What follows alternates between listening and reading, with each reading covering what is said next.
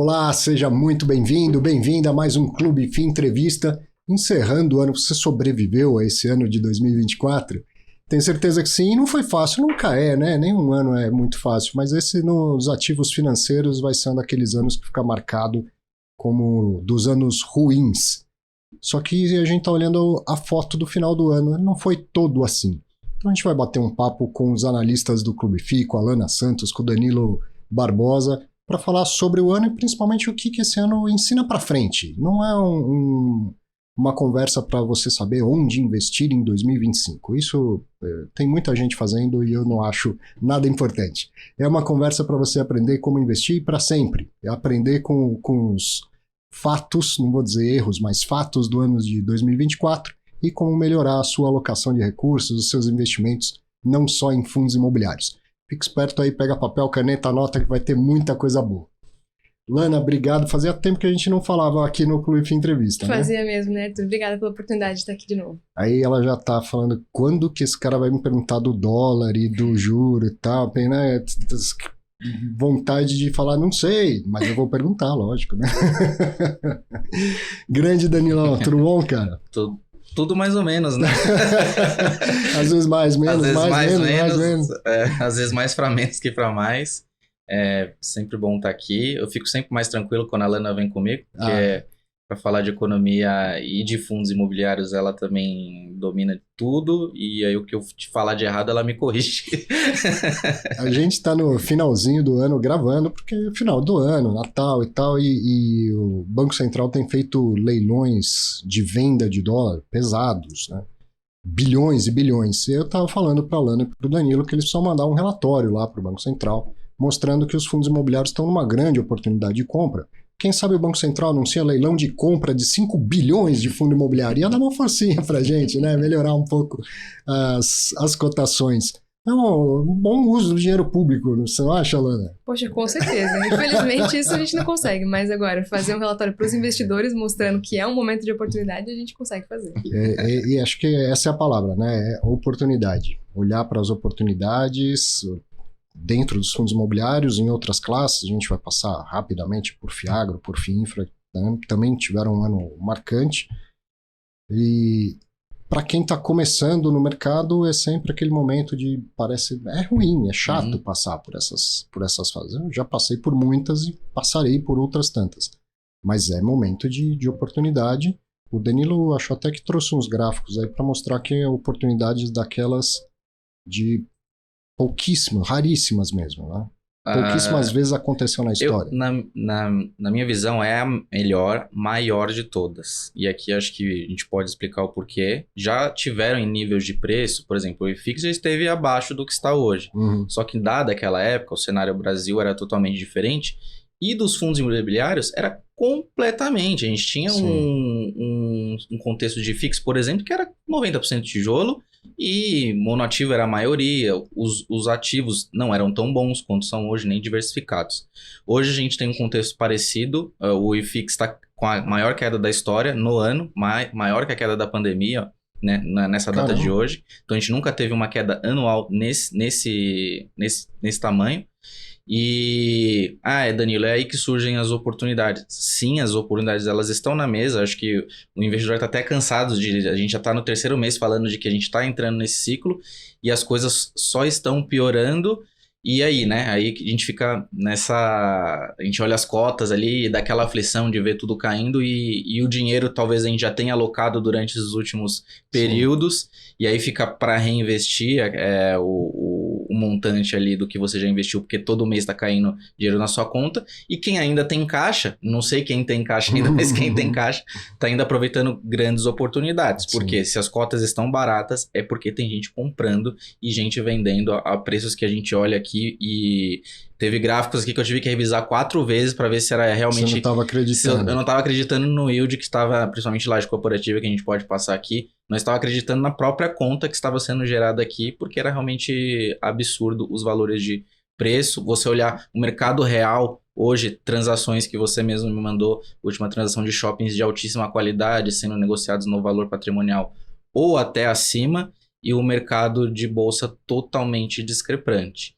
Então, eu acho que a gente pode falar para o investidor, assim, É difícil falar, tenha calma, porque você vê ali seu patrimônio derreter 15% no ano, não é um patrimônio dentro do fundo imobiliário, né? Não é uma coisa legal. A cota do fundo imobiliário, né? O que você está ressaltando aqui, o patrimônio do fundo imobiliário não derreteu e provavelmente até valorizou. A gente teve revisão de valor agora, a HGRU anunciou agora há pouco o valor para cima, 3%, é abaixo da inflação, mas é num contexto macroeconômico muito desafiador.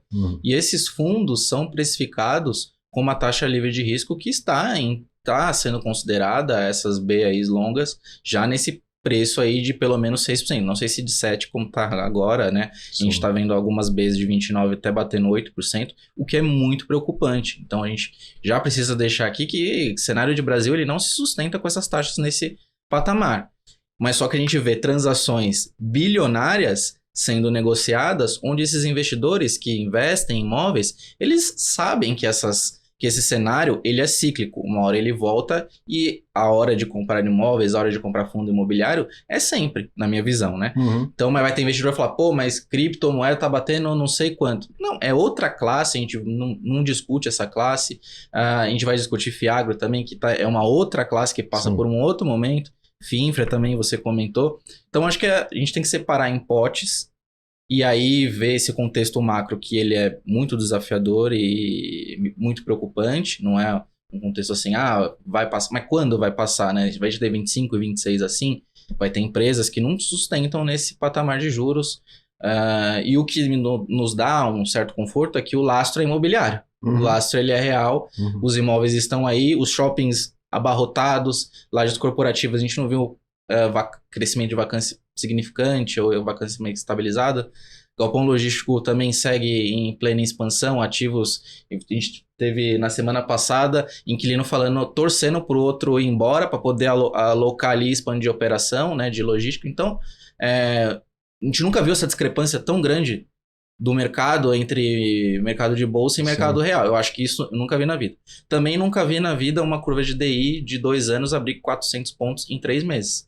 Também nunca vi isso na vida. Então, a gente vê IPCA mais 8, é uma grande oportunidade em renda fixa.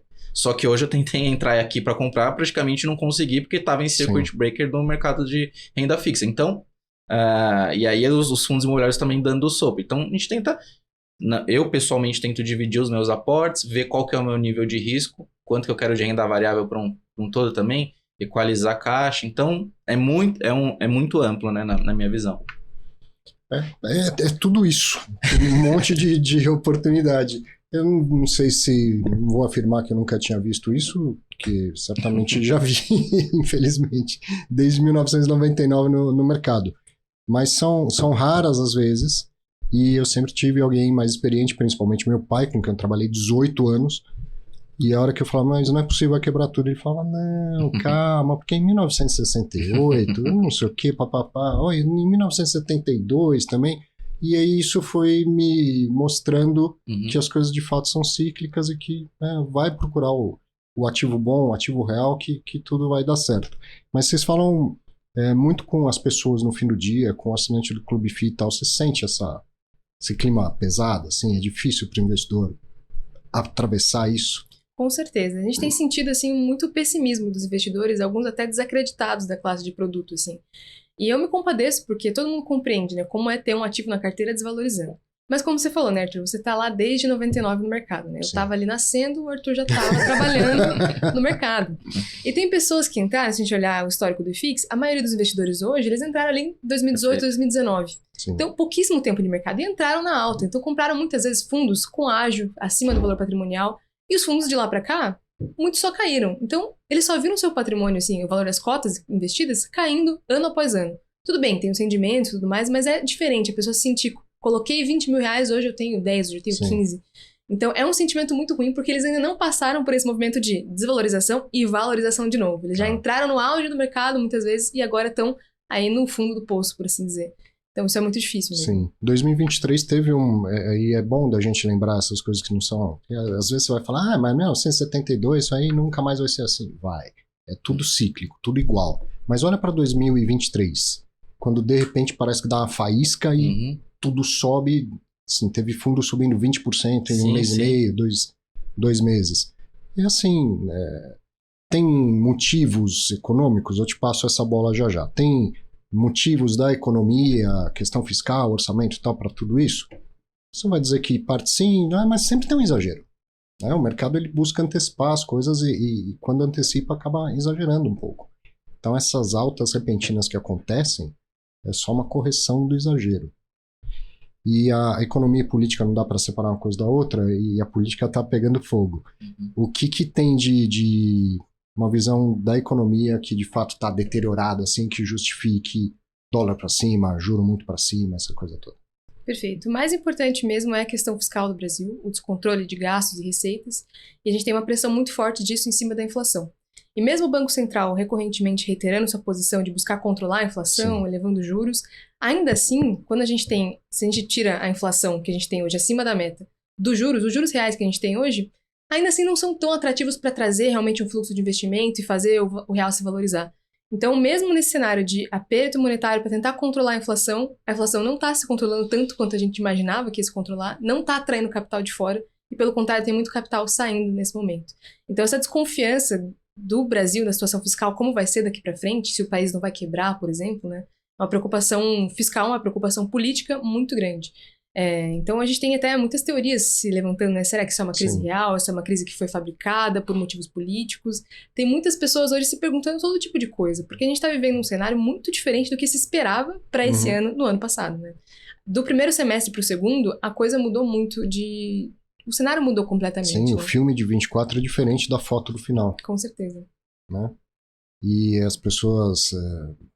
Assim, achar que dá para manipular preço assim, o Brasil já tem um mercado de um tamanho que não dá para no WhatsApp combinar com meia dúzia de pessoas. Se o Banco Central vende 5 bilhões de dólares num dia, é porque tem gente querendo sair com 5 bilhões de dólares e não tinha porta para sair tudo isso. Então ele vai lá e abre mais uma porta. Se vocês querem ir embora, vão. Eu te dou aqui a oportunidade, a liquidez. Não é para tentar segurar o preço. O câmbio no Brasil é livre. Né? O tal do câmbio sujo, eu não conheço nenhum lugar, nenhum país do mundo que não tenha um câmbio que não seja sujo. Existem países que têm menos necessidade de atuação do Banco Central. Mercados maiores se regulam mais de forma independente. Mas se tem um fluxo muito grande de gente querendo comprar dólar para ir embora, por exemplo, atenda o fluxo. Não é questão de querer manipular o mercado ou coisa assim. Fora achar que alguém no Twitter consegue fazer um negócio desse aí é brincadeira. Né? Com certeza, é muito exagero, né? E isso é bem colocado também. Tem muita gente querendo sair, por quê? A perspectiva de Brasil não é muito positiva, né? Pro ano que vem. Agora, para Estados Unidos, com a eleição do Trump, a coisa já mudou, já ficou mais positiva. O juro já deu uma caidinha lá. Exato. Uma expectativa muito boa para a economia lá. E ele tende a colocar políticas que podem ter uma pressão sobre a inflação e tendem a valorizar o dólar também. Essa questão de colocar taxa sobre importação, mas tirar um pouco de impostos, pode aumentar o poder de compra da população, aumenta a inflação, pode levar futuramente a novos aumentos de juros, isso também tende a valorizar o dólar. Então, a perspectiva de lá é mais positiva para a valorização do dólar e aqui para a desvalorização do real. Então, realmente, em termos de fluxo, é compreensível que isso aconteça nesse momento. Interessante, faz sentido, né? Muito legal. Vou falar um pouco desse filme que foi 2024. Ele começou bem, os fundos imobiliários até subiram um pouquinho, e até maio, mais ou menos. Bateu máxima histórica. Máxima histórica? Superou a máxima histórica antiga. Caramba. E tava assim, semana após semana, superando a máxima. A gente não sabia onde ia chegar. Tava lindo de ver. Bateu ali os 3.400, né, pontos.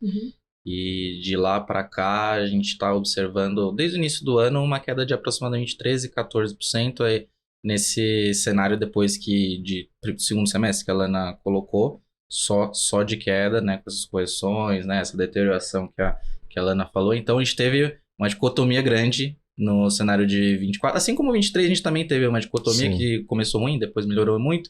Agora a gente está tendo o contrário, começou bem, começou de lado, melhorou e agora degringolou de vez e a gente está aí abaixo dos 3.000 pontos. Pelo que eu vi foi a partir de maio que começou Isso, a taxa de juros vinha caindo. Perfeito. No começo do ano, não sei se foi em maio que virou, começou a subir a Selic, mas aí foi degringolando tudo. Em junho teve na reunião do Copom em junho, teve a primeira manutenção da taxa. Dali para frente foi manutenção e voltou a aumentar, né? Então, a gente vinha num cenário de alta, realmente, perspectiva de chegar numa Selic terminal de 9% no final de 2024, agora já Estamos muito distantes disso, né?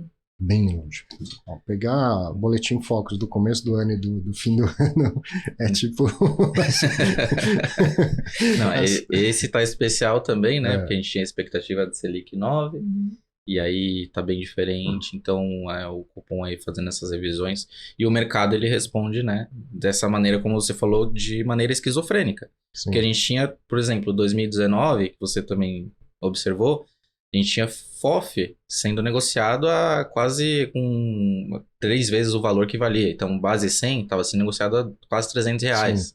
Então, a gente vê essas esquizofrenia para cima acontece e dos para dois cima lados, também, né? e para baixo. E quando é para baixo, quando tá para cima ninguém pergunta, né? O que tá acontecendo? Quando tá para baixo é só pergunta porque caiu.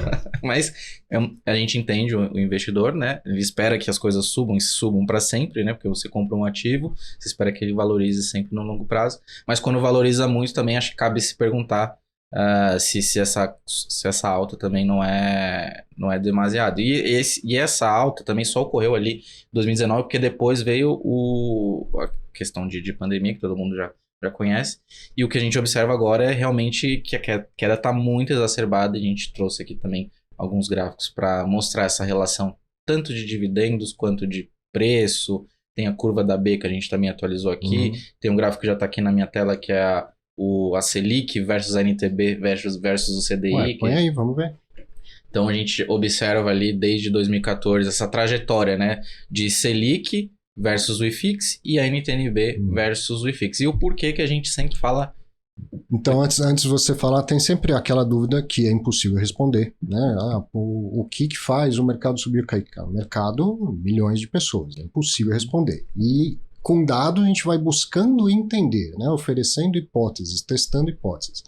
E sempre tem uma dúvida, o IFIX ele responde mais ao CDI ou ao Tesouro IPCA, NTNB? E aí você pôs os três na tela, é isso? Exato, eu coloquei os 3 na tela. Vai ter uma DR entre esses indicadores aí. Porque eu sempre recebo pergunta, a Selic vai subir, e aí eu espero, né? Porque é esse contexto agora. A gente está esperando altas, sequência de alta na Selic, e a curva de juros também já teve essa resposta, né? E o que aconteceu foi exatamente isso. A gente começou a ter essa queda dos fundos imobiliários até mesmo antes da Selic começar a voltar a subir. Porque as curvas de juros já estavam passando de IPCA mais 5, passou para IPCA mais 6, e agora... 7 agora quase 8. Quase 8, já 8 em algumas curvas mais curtas. Então, o que eu chamo? Que a curva da B... Ela antecipa melhor, ela tem uma correlação melhor.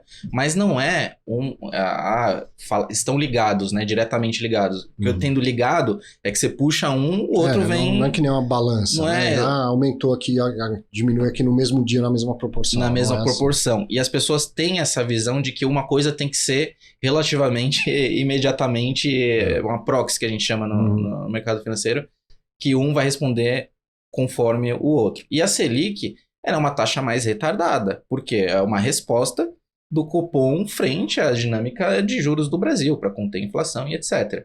Então, o Copom a cada 45 dias, você vai tomar uma decisão de investimento a cada 45 dias? Não, você vai investir com base no seu risco, e eu acho que a Selic é sempre, se você for ver em termos de correlação, ela não é uma boa correlação com o IFIX.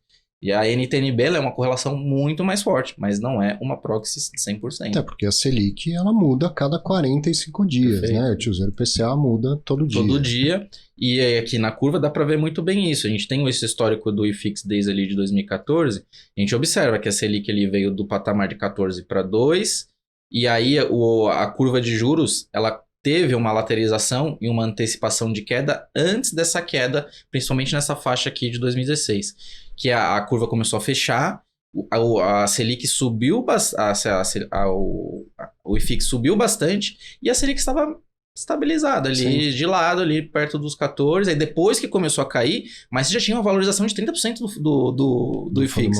Então quem esperou começar a Selic cair, perdeu um delta de valorização muito grande. Tudo bem que continuou valorizando, né? Então, o que dá força por influencer, né? Falar, olha, Selic vai cair ou vai subir, vai ter uma resposta. Sim, vai ter uma resposta. Só que ela é uma resposta mais retardada. E acho que esse ano teve um tempero ainda que foi A Selic começar a cair e depois voltar a subir. Né? Isso. Aí desregula mais ainda a bússola. Né?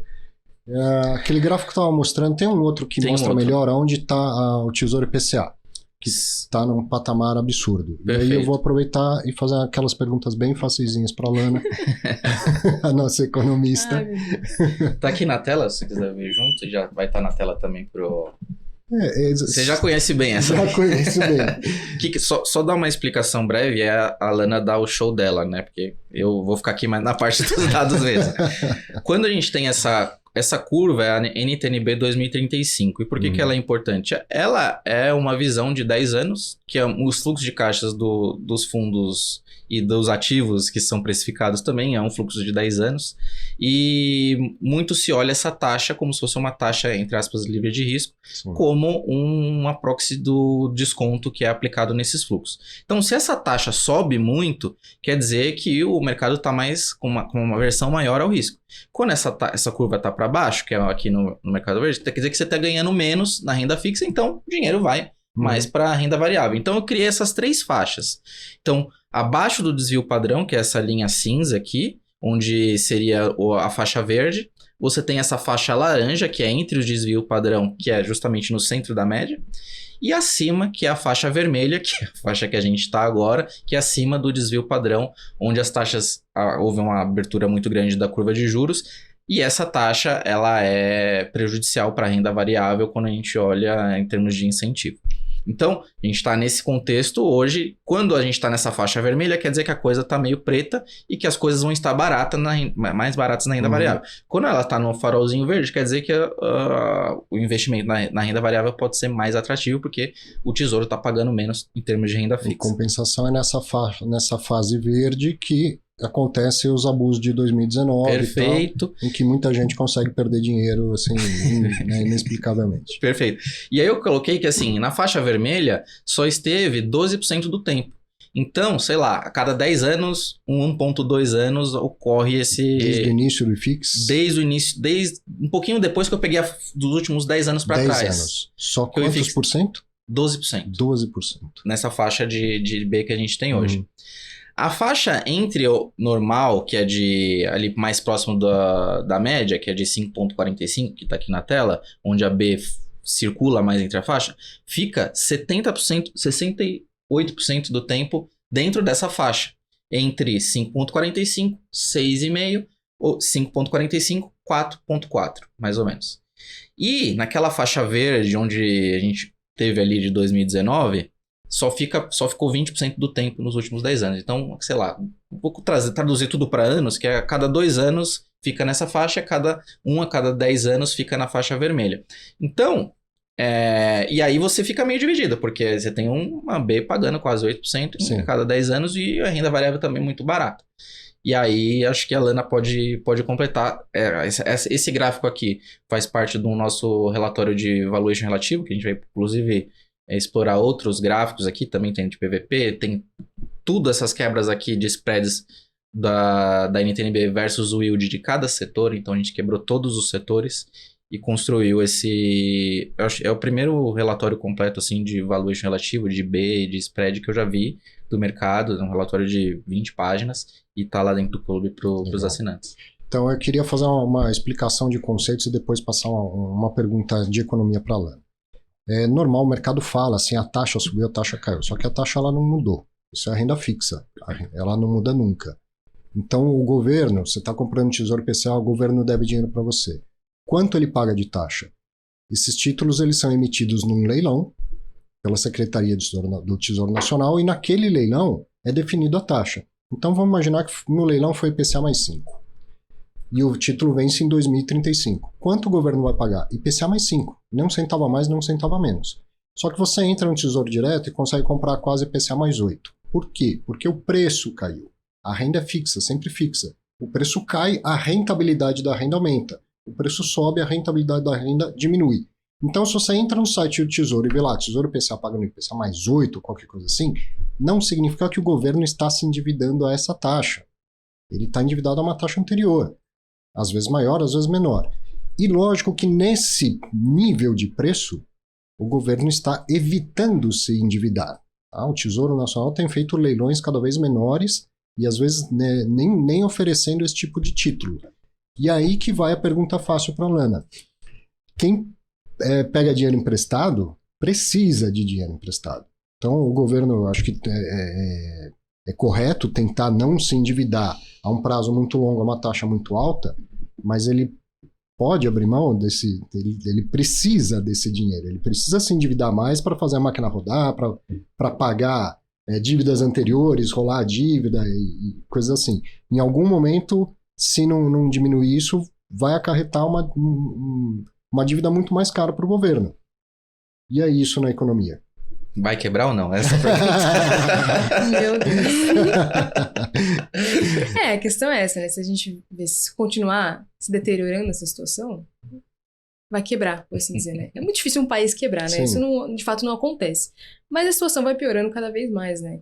Então, realmente, o que a gente espera é que aconteça um controle dessas variáveis que estão impactando. No caso de gastos, o governo conseguir receitas de outras formas, para conseguir não precisar só se endividar através desse tipo de empréstimo, para conseguir equalizar a situação. Porque continuando assim, realmente o caminho é o pior possível para a economia nacional. Que você falou bem assim, o governo quebrar, ele não quebra. Só que a economia, as empresas, as pessoas, acabam não aguentando carregar os seus negócios, as suas próprias vidas. Tava comentando aqui, eu tenho sobrinhas que estudam no exterior. Ainda bem que ainda não é minha filha, são sobrinhas. Mas, cara, olha que o dólar subiu no ano de 2024, como é que preços faz referenciados por commodity, que é a maioria dos nossos preços, dos nossos insumos aqui. O Brasil, ele boa parte do PIB é o agro. Sim. E aí, que isso é referenciado também em dólar. E aí eu ouço várias pessoas falando, mas o dólar, ninguém come dólar, né? Tá surgindo alguns papos assim que você fala que você fica até assustado. Eu vou na padaria, eu não pago em dólar. Falo, mas tudo que influencia os insumos é referenciado, o combustível é referenciado. Então, é uma preocupação, o dólar tá nesse patamar assim. O IGPM é bastante Perfeito. Influenciado pelo dólar, enfim. Come dólar. Tá faltando comer livro. Se você afirma isso, tá faltando comer mais livro, né? E menos rede social. Muito menos rede social, né? A economia nada mais é do que aquilo que a gente come e faz, né? Não é um ente separado das nossas vidas. Então, bate um desespero, bate um exagero, mas também bate em uma parte das pessoas, esse raciocínio. Tudo bem, eu tô vendo, tá barato, tá uma baita oportunidade, mas até quando a máquina roda?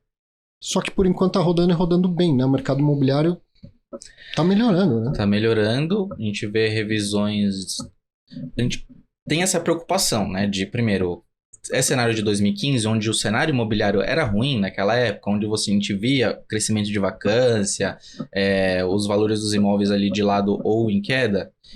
Qual que é o fundo? Porque assim, quando você vai investir numa empresa, você não olha muito o que a empresa está faturando, assim, você olha como que ela pode ganhar market share dali para frente. O que ela faz hoje já está meio que precificado. Sim. Ali. Então, para o fundo imobiliário, acho que é mais ou menos a mesma coisa. Você olha dali para frente, como que aquele imóvel vai ganhar ou não, né? Se ele tem upside, né, da Faria Lima, se ele tem para onde crescer. E o que a gente olha é que o fundamento dos imóveis está muito válido em termos de transações, em termos de o valor por metro quadrado sendo transacionado até acima do valor justo, aquele que é precificado ali pela consultoria. Então, os fundos, eles tentam operar assim na venda acima desse valor que já está ali precificado no laudo do imóvel. E em termos de vacância, em termos de inadimplência, a gente vê algo muito controlado. Só que meu ponto é que assim, se o Brasil continuar com essas taxas nesses níveis, vai começar a impactar na economia real, nos títulos de dívida de CRI. Sim. Também vai impactar. O título de CRI está indexado a um IPCA, mas não se tem mais. Se esse IPCA sobe, se aumenta a inadimplência. Né? Você tem um custo de oportunidade também muito dado, né, nessas taxas mais altas. Você pode ter spreads negativos nessas negociações desses CRs. Então, isso não pode se manter nesse tempo assim. Mas dado que está assim, a gente não pode mudar isso, como que a gente lida com isso? Né? Acho que esse é o grande X da questão. E aí também eu já trouxe aqui na tela o gráfico que retrata a consequência dessas taxas altas, que é o PVP.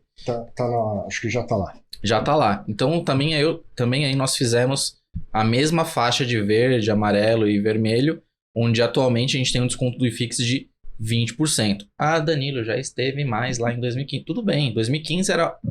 A gente vai comparar com HGLG, por exemplo.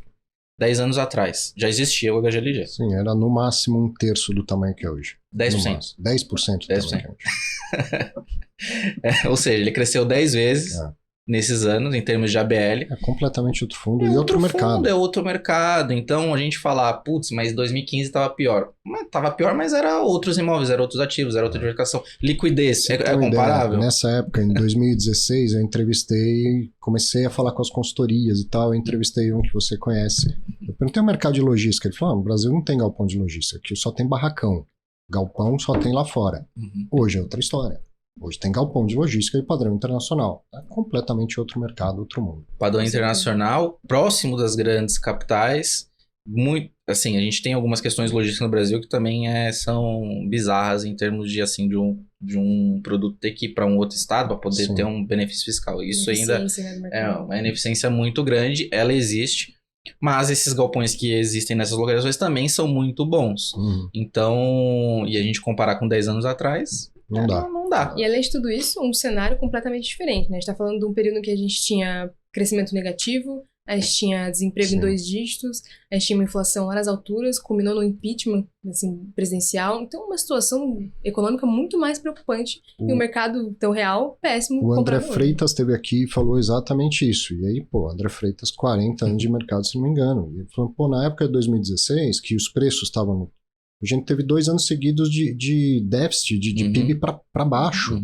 E agora não, o PIB está crescendo 3 anos e meio. Então ele concorda com você. Quando você fala, acho que essa é a melhor oportunidade, então, ele também concorda nessa linha que você comparar o mercado de fundo imobiliário e a economia está muito melhor agora do que estava naquele momento. E um mercado maior, mais diversificado, com mais qualidade, né? Até interessante você falou de galpão logístico, né? Se há 10 anos atrás só tinha barracão, estava vendo, por exemplo, o fundo, o INLG, tem os fundos Alog, né? Sim. Ele historicamente tem uma vacância 0, né? Mas ele teve uma vacância, aumentou 2% no mês. E em menos de um mês ele fez a alocação e zerou a vacância de novo. Sim. Então, assim, menos de um mês para um galpão logístico realmente local, uma área grande, uma BL grande, era, se não me engano, umas 5, 6 mil metros quadrados. Então, assim, para ver que o mercado, além de ter qualidade, é muito aquecido, né? E tem crescido cada vez mais. A economia tá aquecida e tá girando. Então, eu vou fazer um corte novo no ano de 2024. O começo foi bom e durante um bom tempo os fundos conseguiram fazer emissões, captaram quase 40 bilhões de reais esse ano. E compraram muita coisa. Compraram boas coisas, fizeram bons negócios, vocês que acompanharam cada fundo que comprou, cada imóvel e tal. Num geral, assim, vocês acham que foi um ano em que os fundos conseguiram melhorar, crescer em patrimônio, colocar coisas boas para dentro? Em comparação aos outros anos, acho que com certeza sim. A gente vê uma mudança nas negociações desses ativos, que fica mais difícil a gente avaliar se realmente foi muito boa ou foi boa nesse caso, porque você tem aquisição com troca de cotas, união de fundos, você teve parcelamento a uma taxa X, que, poxa, a gente vê as aquisições passadas sendo adquiridas a IPCA mais 6, IPCA mais 7. Hoje a gente olha e fala, nossa, foi uma excelente compra, porque tá abaixo da BR. Agora, só que lá no passado a gente fala, acho que essa taxa aí tá alta, né? Porque IPCA mais 6 e 7 parece alto pro patamar, mas hoje já tá meio que barato, tendo em vista essa taxa. Então, em termos de qualidade, eu acho que os fundos mantiveram, não vejo um crescimento muito grande em termos de qualidade de portfólio, mantiveram a estratégia em relação ao portfólio que eles já tinham. E também tem essa questão da expansão da ABL em termos de diversificação, e isso é sempre benéfico. Só que com isso, muitas vezes vem uma dívida, porque a gente teve um início bom, mas tivemos pouca captação nos fundos de tijolo. A gente teve bastante captação de fundos de papel. Fundo de tijolo já vinha com deságio, a gente não teve ágio, então essas captações foram através de dívida. Mas aconteceu bastante de algo que você comentou também, que foram os fundos de tijolo emitindo cotas a valor patrimonial e trocando por imóveis. Sim. E aí tem 2 cenários que eu quero perguntar para vocês. Eu acho fantástico, isso é mercado de capitais. Você cria uma nova moeda que são as ações da sua companhia ou as cotas do fundo imobiliário. Isso é fantástico. Mas quem vendeu o imóvel recebeu uma cota, por exemplo, por 100, que na bolsa estava 85. Uhum. Isso vai parar no preço do imóvel? Então, isso pode, na minha visão, não sei se a Lana pode complementar ou discordar. Eu acho que pode criar uma pressão vendedora quando essa cota se aproximar ao Geralmente BP. é bem amarrado, assim, de quanto Sim. que pode vender, um Sim. período de lock-up, só pode vender um pouco por dia. Sim, assim, o pessoal pensa nisso. Agora, a minha dúvida é, ele quando compra preço justo, quando ele paga por cota com diferença entre o que está no mercado e o que ele emite? Acho que essa é Não, a na minha visão, questão. sim. Eu acho que é justo. Acho que não seria justo se fosse abaixo, né? Mas assim, poderia ser acima e receber em dinheiro. Então, nessa troca de cotas, a liquidez já está equacionada no comprador e no vendedor. Então, o preço, acho que é realizado um ajuste de preço tendo em vista essa menor liquidez. Então, poxa, se fosse em cash, o valor poderia ser totalmente diferente, porque o caixa é rei, né? Então, você ter o dinheiro na mão e poder decidir esse investimento. Mas o que a gente está vendo hoje também é, principalmente alguns fundos logísticos, que conseguiram fazer alguma captação, estão com caixa e estão revendo a questão da aquisição nos próximos períodos. Por exemplo, eu tô com caixa de 500 milhões, que é uma situação de um fundo. Poxa, eu não sei se eu quero utilizar esse caixa agora, sendo que os imóveis vão estar bem mais baratos na visão deles. Essa negociação ela vai ser mais abrangente, tendo em vista cenário mais desafiador para 2025. Então, a questão de trocar cotas, a questão de você fazer uma compra, sei lá, parcelada, tendo em vista que você tem uma boa remuneração desse caixa, ela é totalmente diferente na perspectiva de negociação. Na perspectiva da qualidade do imóvel, eu acho que é papel do gestor manter ou melhorar a qualidade daquele portfólio. E aí, o que a gente observa é fundos que estavam com uma alavancagem muito alta ali já antes de começar a deteriorar o cenário macro, começaram a vender os imóveis bons para poder pagar aqueles outros imóveis que foram adquiridos ali alavancados. E aquele imóvel alavancado talvez não tenha uma qualidade tão boa quanto aquele imóvel que foi vendido. Então, é uma coisa que está muito no nosso radar, essa questão de você ser obrigado a vender o imóvel porque a conta da dívida chegou, e aí você paga aquele imóvel que tem uma qualidade ou um setor que não é tão atrativo que está dentro daquele portfólio. E isso está muito no nosso radar, esse movimento também. Não sei se eu respondi a sua pergunta. Me gerou uma outra pergunta sobre alavancagem, mas antes eu quero agora fazer o seguinte. Teve fundos imobiliários que receberam em cotas. Então, eu acho fantástico o fundo emitir cota e comprar imóvel de um particular, de uma empresa, de um fundo de pensão. Agora, um fundo imobiliário receber em cotas de outro fundo imobiliário ainda não está redondinho na minha cabeça. Eu queria ouvir a opinião de vocês. Quando eu falo ainda não está redondinho, vão ser claro aqui. Eu não acho bom negócio. Certo, Na maioria das vezes. Quando que pode não ser um bom negócio? Acho que você está se referindo assim, poxa, qual o portfólio desse imóvel que está vindo para dentro? Isso. Eu tenho um portfólio classe A e ali eu fiz uma aquisição do imóvel, fiz uma troca de cotas do imóvel também, sei lá, classe B ou classe A, e veio cota que é majoritariamente classe de portfólio classe C. Eu também não vejo isso como uma boa troca, né? No fim do dia você está recebendo cotas ali de imóveis que são de classe inferior. Mas acho que isso tende a se equacionar para os próximos períodos, e o fundo que adquiriu essas cotas vai tentar vender meio que a patrimonial e, tendo em vista o contexto atual, vai demorar um pouco isso para acontecer. Então, fez a troca, comprou o imóvel, recebeu cotas de volta, e aquilo vai ser diluído ao longo do tempo. E o importante que eu também observei dentro desse contexto que você mencionou é o tamanho, né? Não é tão relevante, não está sendo tão relevante dentro dos fundos. Então, não é algo que preocupa mesmo assim, nesse contexto de, poxa, não gostaria de receber cotas de um fundo que é de qualidade inferior, mas proporcionalmente ali a gente observa que é 2%, 3% do fundo. Então, na minha visão, ainda está muito controlado isso. Agora vou para outra pergunta que veio enquanto você estava respondendo, que é sobre a alavancagem. Alavancar é sempre um risco, funciona muito bem quando o mercado está aquecido, você consegue girar rápido. Você compra um imóvel pagando metade dele ou no máximo, dali um tempo você consegue vender ele mais caro, recebe o total, paga a dívida, Se o que valorizou foi mais do que custou a dívida, isso alavanca o resultado da baita de um lucro. Uhum. Só que para isso a economia precisa crescer, precisa girar, e no Brasil né? Então a alavancagem por si já é arriscada. No fundo imobiliário ela é mais arriscada, porque o dinheiro de fundo imobiliário é carimbado. Para pagar juro é um dinheiro, para pagar principal é outro dinheiro, e esse outro dinheiro é o mais difícil de ter. Então por isso vende imóvel para pagar e coisas assim. E aí os gestores são criativos, eu acho tudo ok com isso, acho importante. Mas para quem é analista e quer olhar um fundo e quer saber a alavancagem, eu tenho a impressão que está ficando cada vez mais difícil. Porque uma coisa é ele falar assim, ó, tem um CRI que eu adquiri aqui, que eu assumi a obrigação, custa IPCA mais tanto, vem isso tanto. Agora ele fala, comprei um imóvel parcelado e sem juros. Possível, foi o Papai Noel que vendeu. Parcelado.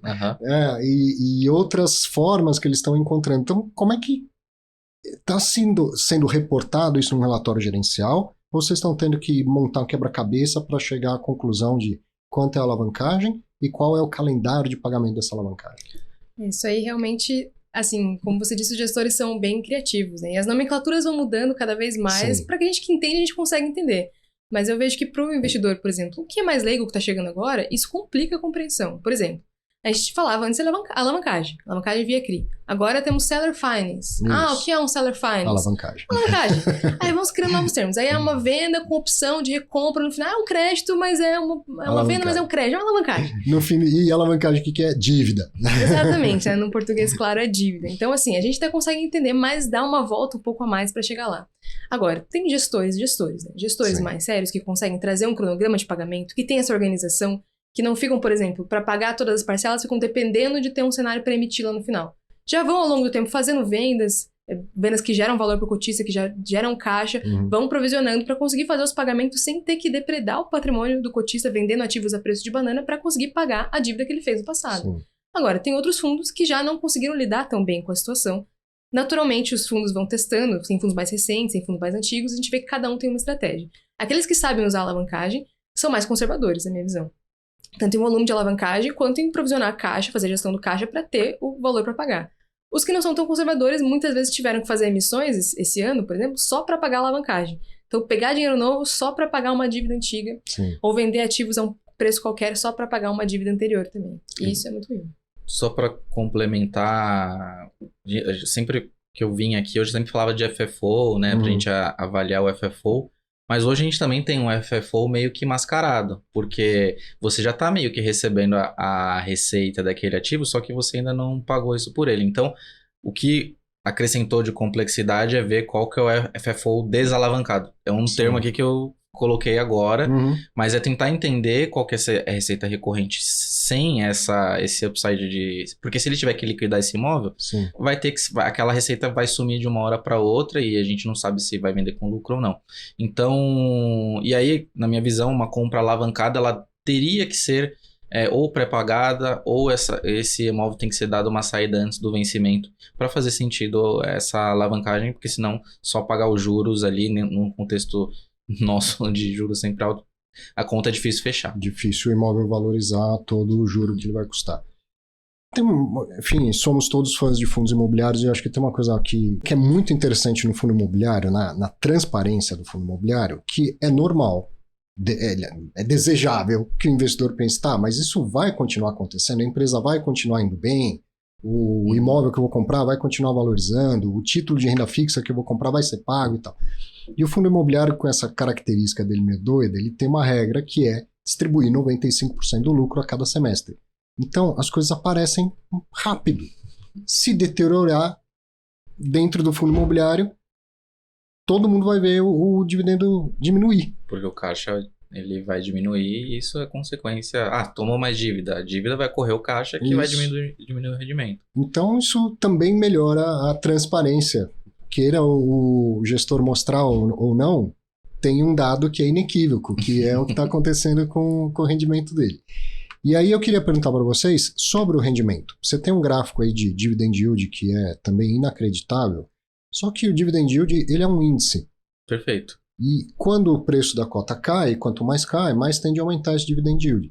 Se a gente fosse olhar só para os rendimentos, eles estão mantidos ao longo do ano? Quer dizer, o lucro dos fundos permaneceu estável, crescente? Crescente. O lucro, ele é crescente, e quando a gente olha a relação de queda, ela é meio que proporcional ao que o yield sobe. Então dá para a gente concluir que a renda se manteve a mesma de um ano contra ano, ou melhorou. Porque se a renda caísse, esse yield não ia subir tanto, porque Sim. isso viraria consequência ali no final do dia da distribuição, né? Que é quando a gente faz a conta do yield. E aí essa proporção seria menor. E aí eu coloquei até aqui na tela, só para a gente ter... Eu até já vou falar aqui que eu revisei várias vezes essa conta aqui, é isso Parece mesmo. inacreditável. Parece inacreditável, mas quando eu peguei um segmento aqui que é, por exemplo, o segmento de laje corporativa. A gente tem um yield que varia ao longo do tempo, e a gente tinha até o início do ano as lajes corporativas pagando entre 8%, quando a gente olha dada a cotação, né? Dada a mesma renda. Hoje nós temos a mesma renda, né? Os fundos são os mesmos, vacância meio que lateral, não teve nenhuma novidade, e hoje o yield é quase o dobro. Quase 16%. E os rendimentos, eles não caíram? Não caíram, estão flats ou com leve crescimento, quando a gente olha porque a gente teve alguma coisa de repasse de inflação. Então, dentro desses contratos, vacâncias dos fundos, foram poucos que tiveram algum crescimento de vacância, na maioria se estabilizaram. Temos alguns anúncios de desocupação para o ano seguinte, né? E isso vai ser trabalhado dentro desses fundos. Então a gente olha aqui o yield da laje corporativa em 15,7, que é quase o dobro do início do ano de 2024. E aí eu também coloquei aqui, um pouco de espaço, mas também o spread. O spread de lajes versus quando a gente olha a B.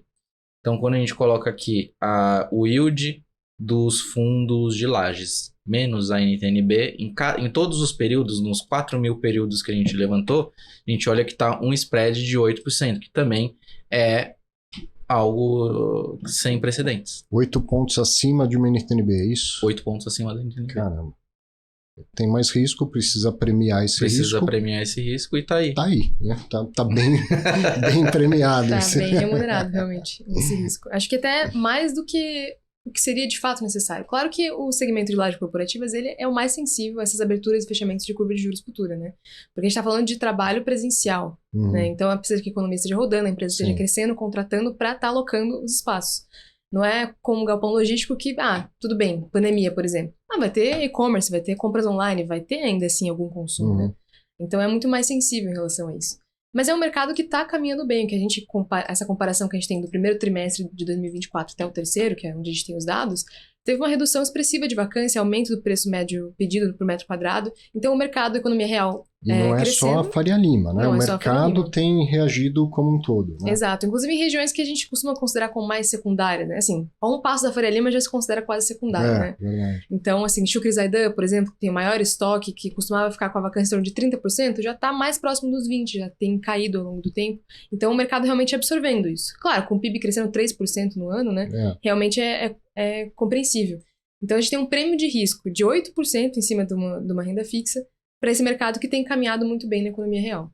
Então, uma oportunidade, né? Claro que tem riscos, né, para frente, de perspectivas, mas eu vejo que está bem remunerado. E eu tava pensando aqui, pode estar errada a conta, porque é 8% líquido, né? A gente tá 8% de prêmio líquido em cima de uma B que tem taxa de vencimento. Então, é maior no fim do dia. Mas assim, para deixar tudo no mesmo, porque se a gente for calcular o imposto de cada um tem o seu vencimento.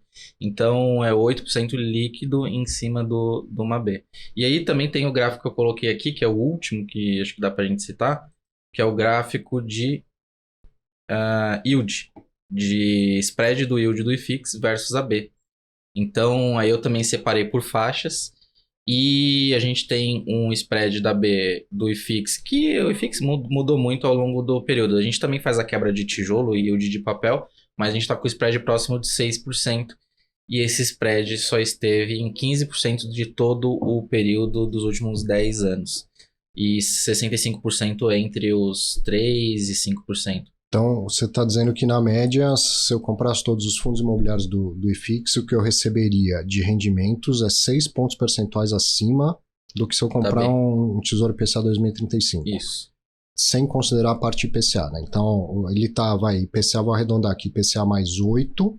Isso. Então, se eu comprar o IFIX, eu teria 14% de rentabilidade ao ano só com rendimentos. Isso. E que, na média, esse spread, quando a gente olha o spread do próprio IFIX, é entre quase 4%, 3,66%.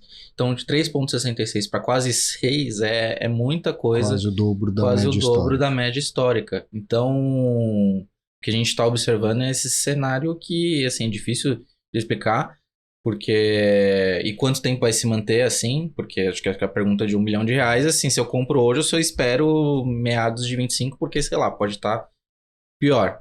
Então, e aí o que a gente fala para os investidores é para eles fracionarem os aportes, para quem está com caixa, dividir esse montante em 3 a 6 períodos para fazer esse investimento e não deixar de investir também nos FIIs, invista na parte da longa, né, pós-fixada, mas também invista também nos fundos imobiliários, porque o carrego, para quem está comprando agora, eu acho que é muito mais vantajoso do que carregar uma B com vencimento, que essa B pode fechar. Então, do fundo imobiliário, você comprando ele agora, esse carrego ele vai ser para sempre. Aquele dividendo, ele, se for um fundo imobiliário bom, a gente está trazendo que uma carteira de bons ativos, vai ser dividendo crescente, você está com seu... Quem não fala de yield on cost, eu acho que tem que falar de yield on cost. Você vai melhorar muito o seu carrego para os próximos 10 anos. Quando a gente olha da B, você comprou hoje, a B travou, a B pode ir para 2, e aí você pode executar esse ganho de capital, e aí você vai ter que investir em algum lugar, que seja fundo imobiliário também. Só que o fundo imobiliário vai estar num preço altíssimo. No preço altíssimo e vai estar mais caro. Aí o cenário a gente avalia quando tiver mais caro. Ou seja, estamos reafirmando aquilo que vocês falaram no começo da grande oportunidade que tem de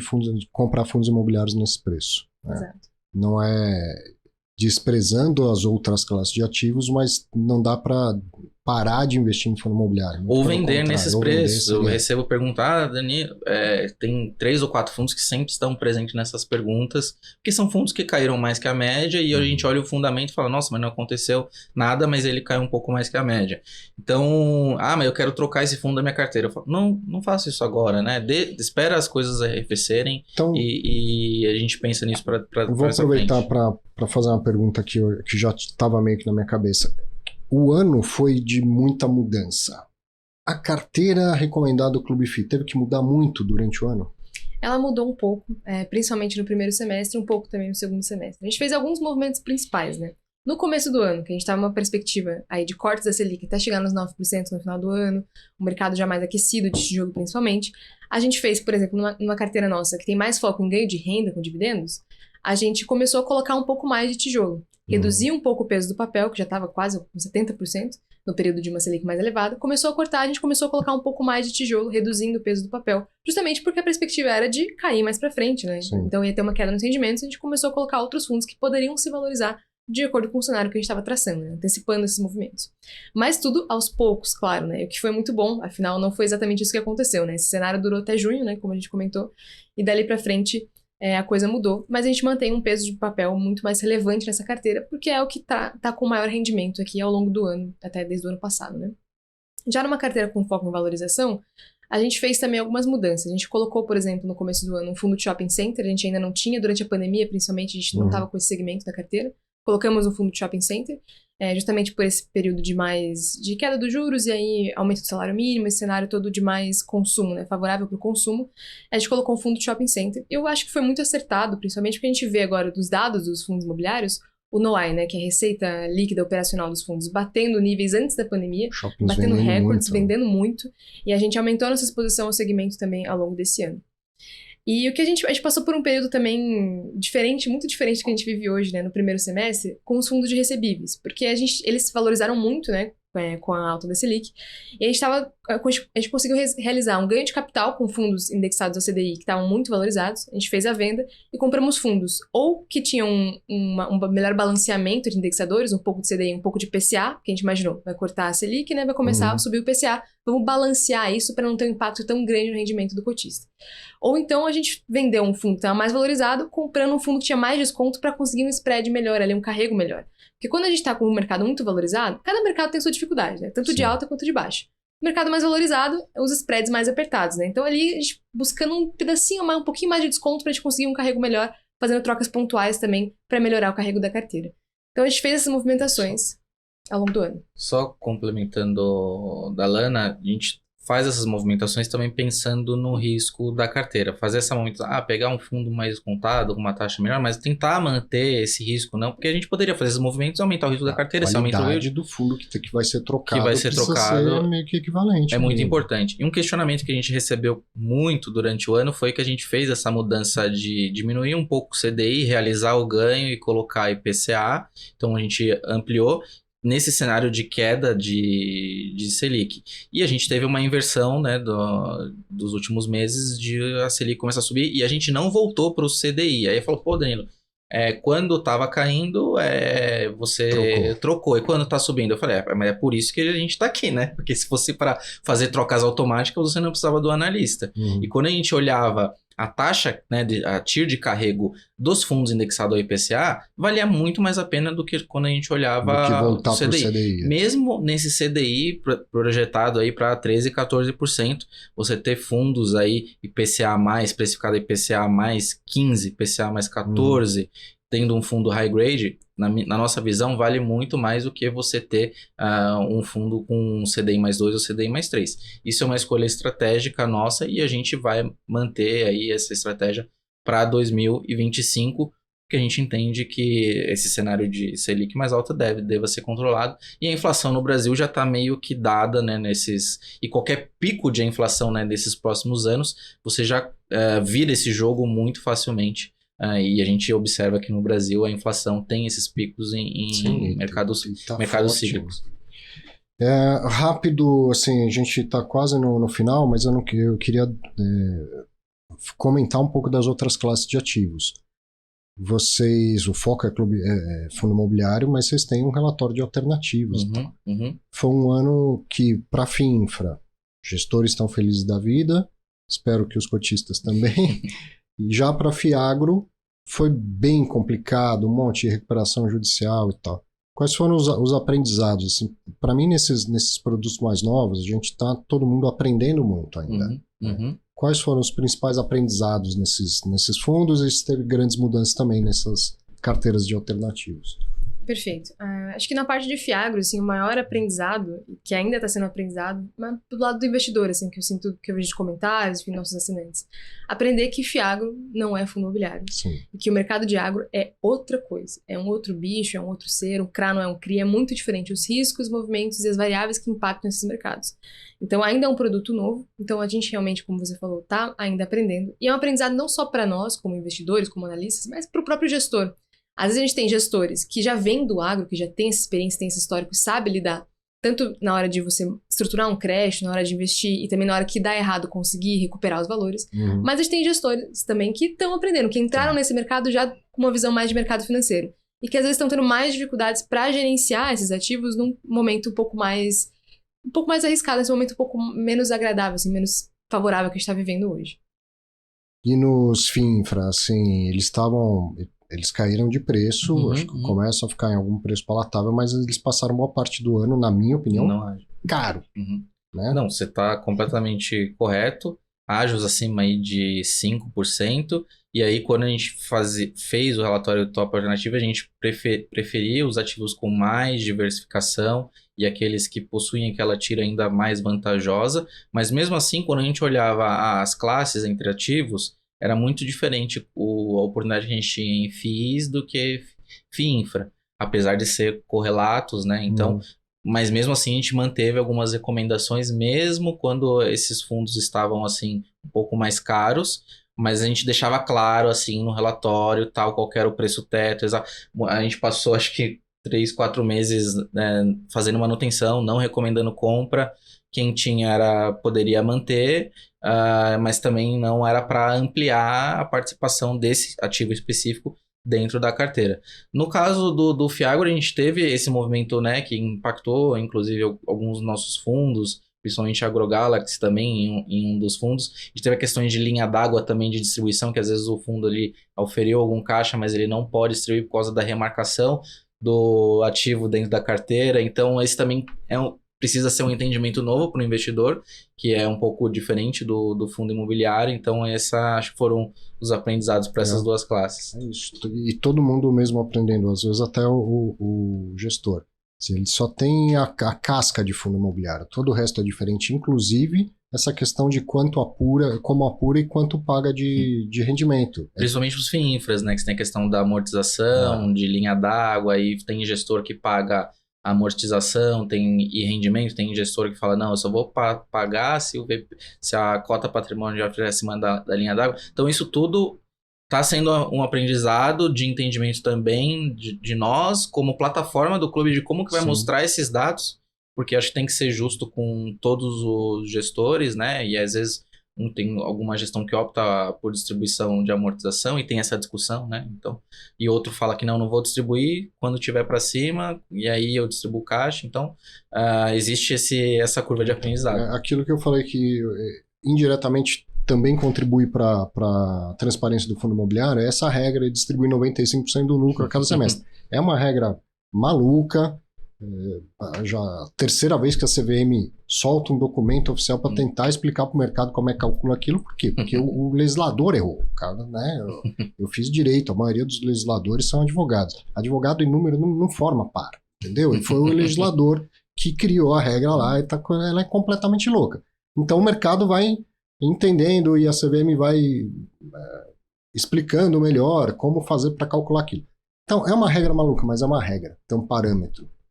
E isso ajuda muito a você, ao analista e ao próprio gestor a saber até onde ele pode ir, né? Como que ele pode alocar o dinheiro. Então, as outras classes de ativo têm todo um potencial gigante pela frente. Mas pela frente. No fundo imobiliário a gente tem mais de 30 anos já de cabeçadas, de erros e de acertos. Então, pensa nisso também. Eles não são iguais ao fundo imobiliário. E eles vão encontrar o caminho deles também. E só para concluir, foi justamente por isso que a gente optou a não ter carteiras de agro, não ter carteiras de infra, que a gente acha que não é suficiente a diversificação que existe hoje para compor uma carteira só desta classe. Certo. É uma opinião nossa do clube.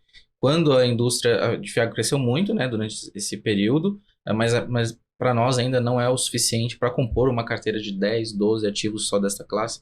Infra, 10, 12 já são os mais ou menos líquidos. Imagina, compor uma carteira e ali a gente gosta de 2, 3. Se a gente gosta de 2, 3 de cada classe, vai recomendar só esses 2, 3 e vai ser um relatório de alternativas mesmo. Sim.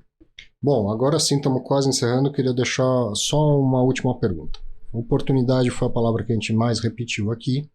Então, quem está assistindo fala, bom, oportunidade de comprar fundo imobiliário, está tudo barato, posso fechar o olho e comprar. Eu quero saber o seguinte, o que não comprar em fundo imobiliário? Tá tudo barato, mas tem coisa que vai ficar mais barato também. O que não é para comprar em fundo imobiliário? Que eu acho que a resposta que vocês têm para me dar é independente se o juro tá 10, 2, 5, é aquele fundo imobiliário que é ruim. E ele é ruim em qualquer cenário, né? O que não é para comprar? Bom, eu vou falar da minha visão e a Lana fala da visão dela. A gente tem esse cenário já dado de juros mais altos por mais tempo ainda. A gente vai ter uma compressão, principalmente nos fundos de papel, do spread dessas carteiras versus essas novas. Essas carteiras vão vencendo, o fundo tem que realocar. E, na minha visão, não vale a pena investir em high yield puro, aquele high yield puro, porque você tem um risco já meio que dado. E o fundo que é, sei lá, high grade, ele tem uma margem maior para esse spread quando ele é mais comprimido. Ele pode subir um pouquinho o risco dele em ativos. Já o high yield, ele já está no limite do tipo de operação. Sim. E a operação que está sendo investida dentro daquele ativo já está no limite. Então ele não tem mais margem para... Porque, vamos supor, eu vou fazer um financiamento com você...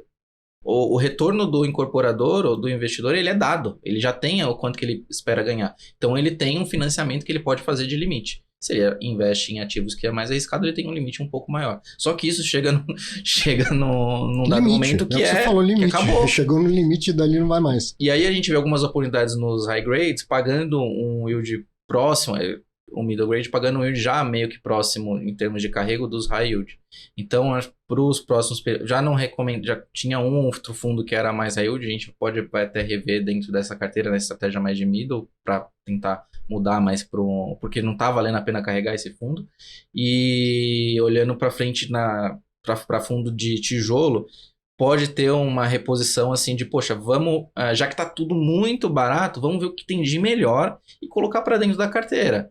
Ah, mas você vai ter um outro prejuízo naquele fundo que tinha uma classe mais B e de uma localização mais Y, mas também que estava num preço muito bom. Mas agora você tem um fundo que está com desconto igual ou maior, de qualidade maior. Então, na nossa visão, vai sempre prezar pelo fundamento e pela qualidade do portfólio. Então, essa questão de preço e aí ter que realizar algum outro prejuízo dentro da carteira, a gente vai descrever mais isso se ocorrer aí para o próximo ano. Tal do flight to quality. Exato. E aí, Lana, o que você não compra em fundo imobiliário e acha que as pessoas não devem comprar? De primeira já falou o que eu ia falar, né? O high yield, com certeza. Mas os fundos de tijolo é justamente isso, assim. Quando tá tudo barato, no preço bom, prezar pelo que tem de melhor, né? Uhum. E quando a gente fala em melhor, é tanto qualidade, padrão construtivo, muito de localização. E também agora que a gente tá vivendo um momento mais adverso, provavelmente tem muito investidor aí perdendo dinheiro, a gente começa a dar mais valor para diversificação. Sim. Então, carteiras bem diversificadas, não deixar isso de lado mesmo, assim. Fundos que tenham mais de um ativo, que tenham em diversos lugares, na mesma cidade, em outras cidades, em outros estados, para a gente mitigar os riscos dentro do nosso portfólio, dentro do fundo e daquele fundo, o peso dele na nossa carteira. Então, tanto buscar fundos que tenham diversificação e no nosso portfólio não colocar muito dinheiro alocado num único fundo também, para evitar esses movimentos que a gente não consegue ver, né? A diversificação é para nos proteger de riscos que a gente não consegue ver e nem mensurar. Então, acho que isso, em momentos adversos, é importante a gente sacramentar, assim, na nossa estratégia de investimentos de longo prazo. Porque no momento que tá tudo indo bem, é mais fácil esquecer disso, né? Sim. Eu acho mais difícil investir na época de alta do que na época de baixa. Eu acho muito difícil. Um movimento importante que também a gente fez dentro da carteira nesse ano, e que a gente acabou não citando, foi justamente o que a Lana falou. A gente muitas vezes não realizou a venda de um ativo, e sim a inclusão. Ou seja, a gente tinha um X mil reais simulado lá na carteira.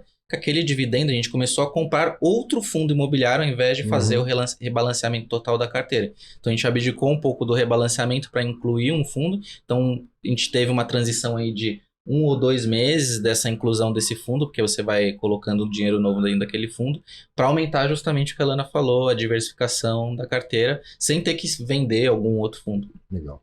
Bom, infelizmente eu tenho que encerrar, não dá para ficar adicionando minutos no portfólio. Chegamos no limite. Chegamos no limite, mas foi uma baita conversa. Eu queria principalmente te lembrar o seguinte, sei lá, acha difícil fazer todo esse acompanhamento, análise sozinha? Carteira recomendada do Clube FI. Você ou conheceu melhor quem faz as carteiras recomendadas do Clube FI. É isso, tá lá, segue, né? E fica tranquilo com os seus investimentos. Lana, obrigado mais uma vez. Espero que a gente possa falar com mais frequência em 2025, mas num mercado mais calmo. Tomara. Danilão, dividendo de verdade foi a Julinha, parabéns. Valeu. É isso que realmente importa na vida. Esse ano foi muito difícil, né? Profissionalmente no que tange aos investimentos e nas recomendações foi meio caótico. Mas no pessoal, realmente ser pai foi uma mudança muito grande na vida e tô seguindo muito conselho seu também. E valeu pelo papo. A gente pretende voltar, inclusive, mais vezes. Sigam-nos nas redes sociais. Meu @é DanCNP, o da Lana é Lana Invest. E se tiverem dúvidas, mandem lá também, que a gente vai acolhendo, né? É muito, você está sendo mais psicólogo do que mais analista nesses últimos dias. Valeu. Obrigado, um grande abraço para você. A gente se vê no próximo Clube FI Entrevista. Até lá.